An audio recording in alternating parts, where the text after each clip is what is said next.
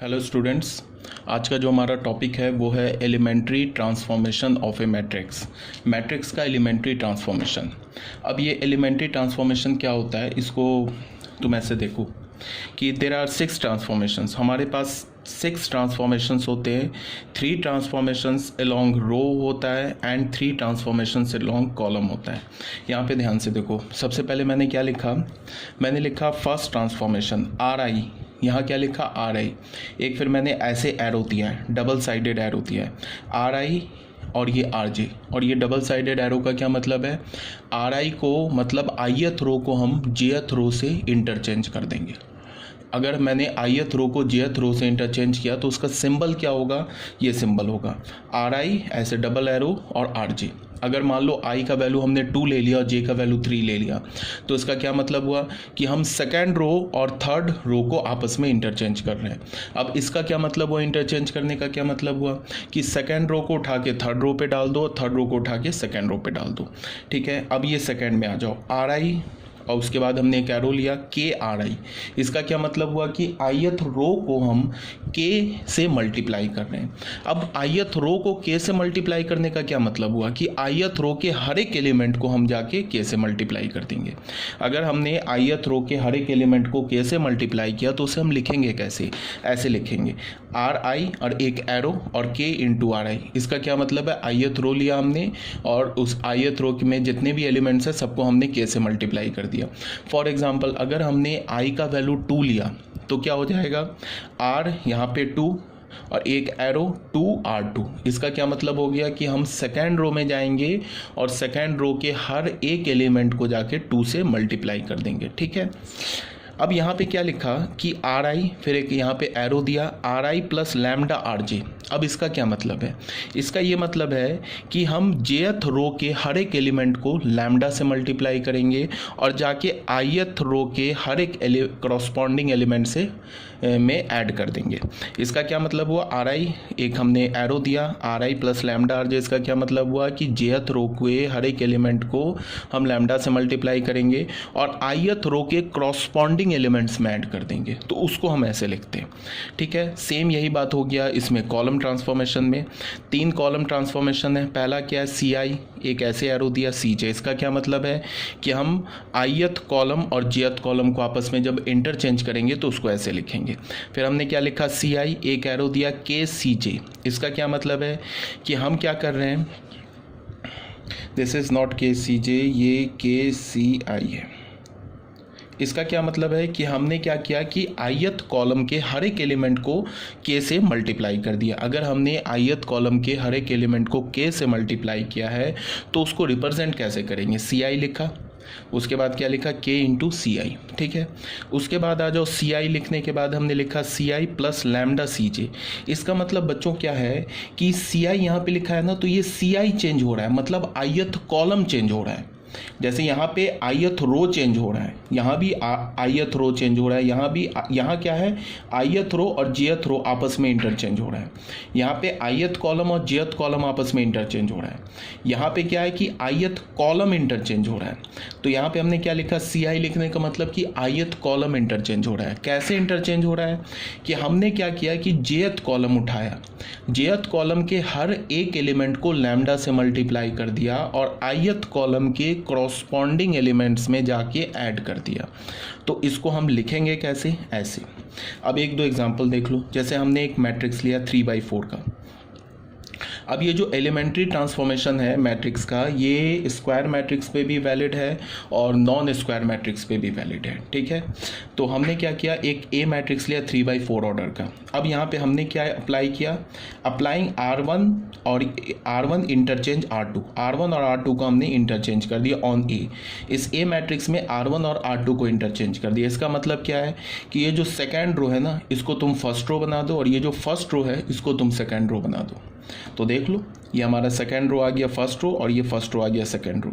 तो ये हमारा एक नया मैट्रिक्स मिल गया, ये बी मैट्रिक्स हो गया। अब इस बी मैट्रिक्स को हम क्या बोलते हैं, इक्विवेलेंट मैट्रिक्स बोलते हैं। क्या बोलते हैं, बी इस, ये जो बी मैट्रिक्स मिला ना, ये बी मैट्रिक्स ए मैट्रिक्स के इक्विवेलेंट हो गया। इसको हम कैसे लिखते हैं बी, और एक ऐसा साइन देते हैं सिमिलर ट्रायंगल में जैसा हम लोग पढ़ते हैं ऐसा साइन। इसका क्या मतलब है, बी इज इक्विवेलेंट टू ए।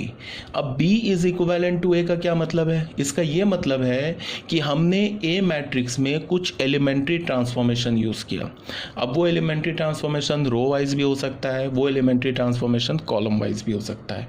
तो अगर मैंने लिखा ना बी इज इक्विवेलेंट टू ए, इसका मतलब है कि हमने ए मैट्रिक्स में कुछ ये कोई एलिमेंट्री ट्रांसफॉर्मेशन यूज़ किया, चाहे तो रो वाइज यूज़ किया तो कॉलम वाइज यूज़ किया, तो हमारा बी मैट्रिक्स आ गया। ठीक है, बी मैट्रिक्स कैसे मिला है, ए मैट्रिक्स पे एलिमेंट्री ट्रांसफॉर्मेशन अप्लाई करके। यहाँ हमने एलिमेंट्री ट्रांसफॉर्मेशन क्या अप्लाई किया है, R1 और R2 रो को आपस में इंटरचेंज कर दिया है। ठीक है, तो ये हमें मिल गया। अब फिर हमने क्या किया, फिर इस बी मैट्रिक्स, ये हमारे पास एक नया मैट्रिक्स हो गया, इस पर फिर हमने क्या अप्लाई कर दिया, R2 को हमने क्या बोला, R2 एरो लगाया 2R2। इसका क्या मतलब हुआ कि सेकेंड रो के हर एक एलिमेंट के पास जाओ और उसको 2 से मल्टीप्लाई कर दो।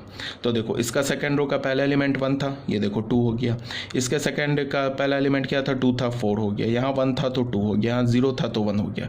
अच्छा बच्चों एक बात और, यहाँ पे मैंने R2 लिखा है ना, तो सिर्फ R2 रो ही चेंज होगा, R1 और R3 पे कोई फर्क नहीं पड़ेगा। R1 R3 as it is रहेगा, सिर्फ क्या चेंज होगा, R2। देखो R1 और R3 ये second first row and third row ये एज इट इज़ है, ये चेंज नहीं हुआ है। चेंज क्या हुआ है, R2। ठीक है, तो हमें क्या मिल गया, बी पे हमने क्या एलिमेंट्री ट्रांसफॉर्मेशन लगाया, क्या एलिमेंट्री रो ट्रांसफॉर्मेशन लगाया कि हमने R2 को के हर एक एलिमेंट को 2 से मल्टीप्लाई कर दिया, तो सी मैट्रिक्स मिल गया। अब ये जो सी मैट्रिक्स मिला ना, ये बी मैट्रिक्स के भी इक्विवेलेंट है और ये ए मैट्रिक्स के भी इक्विवेलेंट है।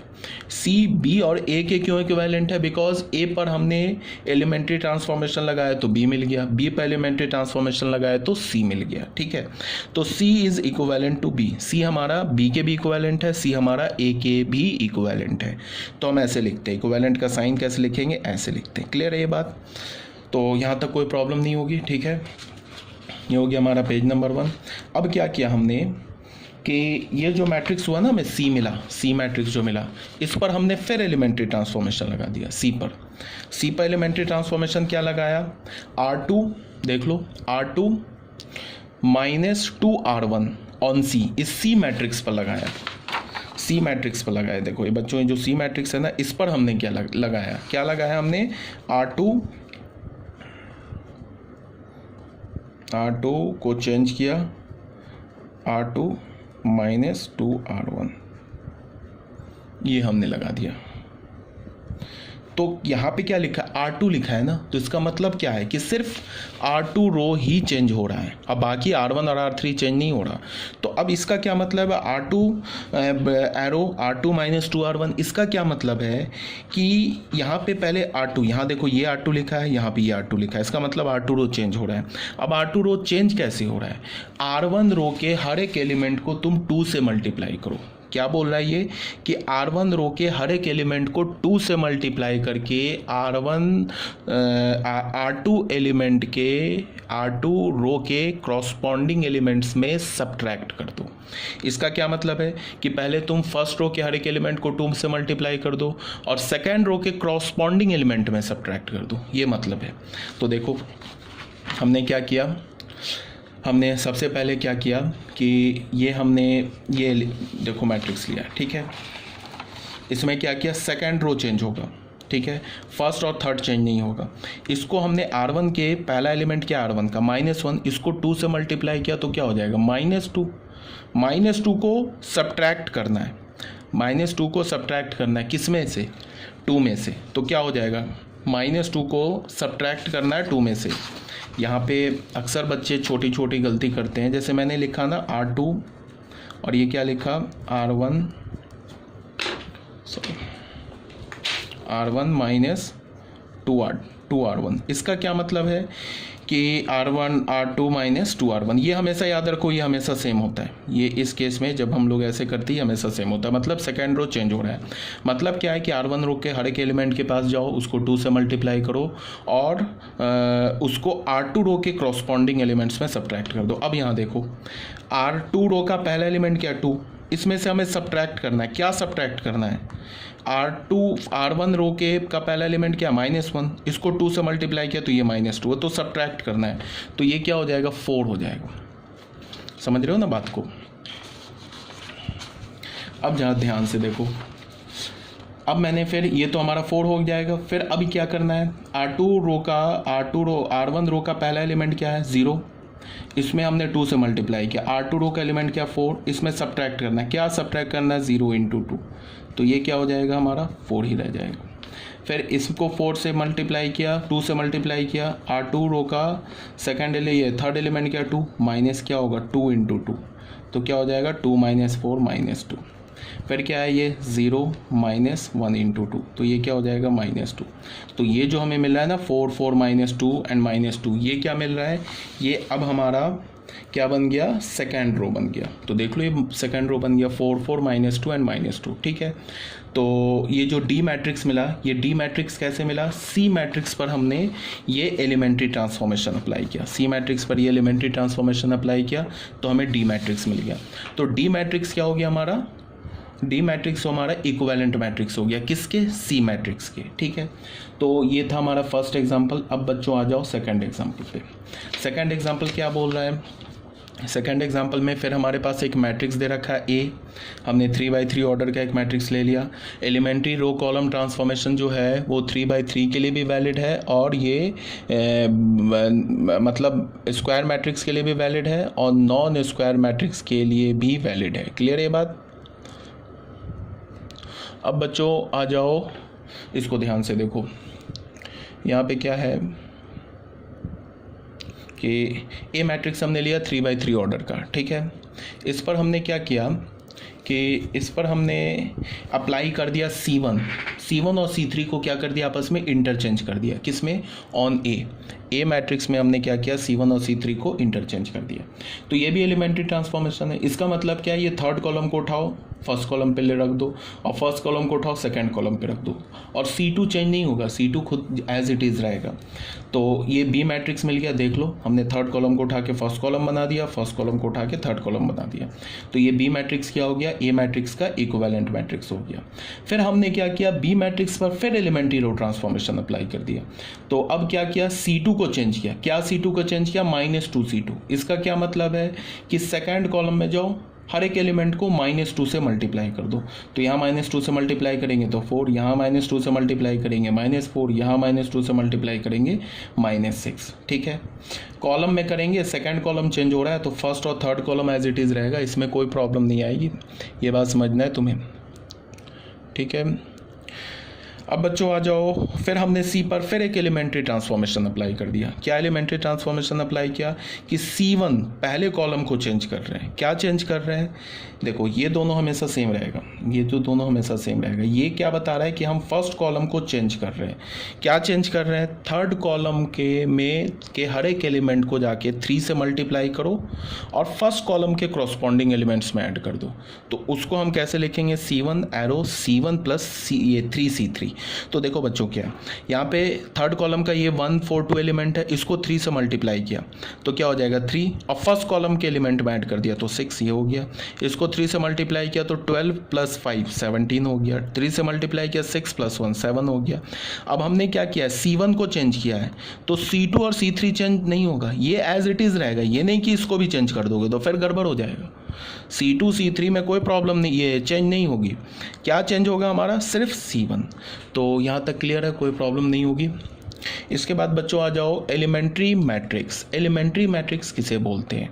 सबसे पहले ये डेफिनेशन लिखा है, a matrix obtain from an identity matrix by a single elementary transformation.